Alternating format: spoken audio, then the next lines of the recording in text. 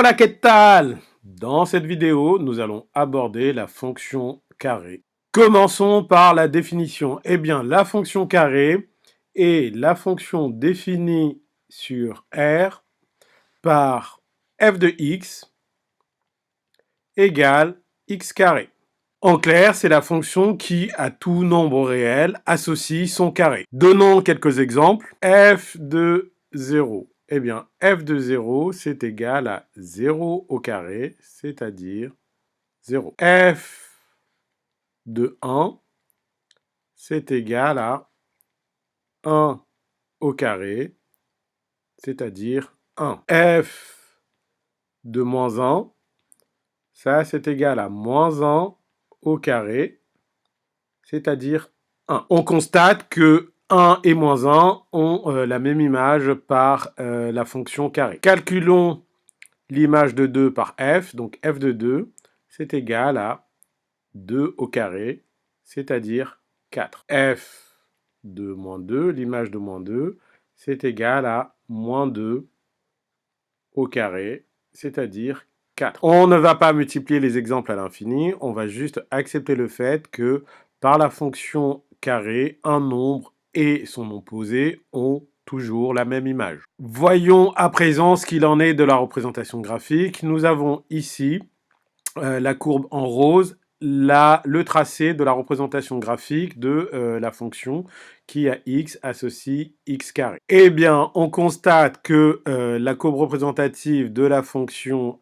qui à x associe x carré est strictement décroissante sur moins l'infini 0, et elle est strictement croissante sur l'intervalle 0 plus infini. On peut donc compléter le tableau de variation qui est ici. La fonction est bien définie sur R de moins l'infini à plus infini. Donc sur l'intervalle moins l'infini 0, la fonction est strictement décroissante. Et sur l'intervalle 0 plus infini, la fonction est strictement croissante. On complète en donnant l'image de 0. Nous l'avons calculé un peu avant. L'image de 0 par la fonction f, c'est 0, car 0 au carré est égal à 0. Donc voilà, nous avons le tableau de variation de la fonction qui à x associe x carré. La fonction est strictement décroissante sur moins l'infini 0, puis strictement croissante sur 0 plus infini. Faisons un petit point de vocabulaire sur la représentation graphique. Eh bien, la courbe représentative de la fonction carré est appelée parabole. Eh bien, on peut remarquer que la courbe représentative de la fonction f possède un axe de symétrie.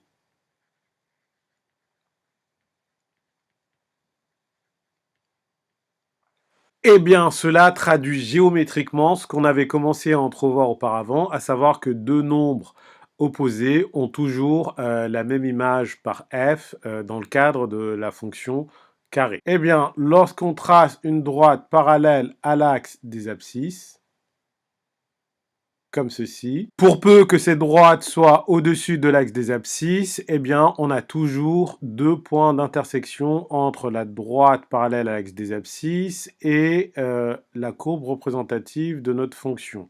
Eh bien, les abscisses de ces deux points, c'est-à-dire là et ici, sont toujours opposées. Les deux abscisses sont toujours opposées. À travers nos deux exemples, ça se confirme parce que ces deux abscisses-là sont situées à la même distance de 0 des deux côtés.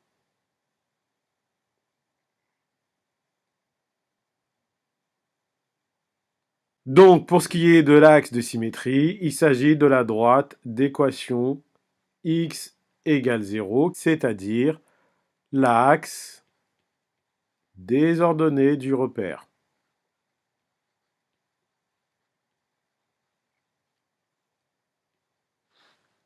Cette vidéo est à présent terminée. À très bientôt.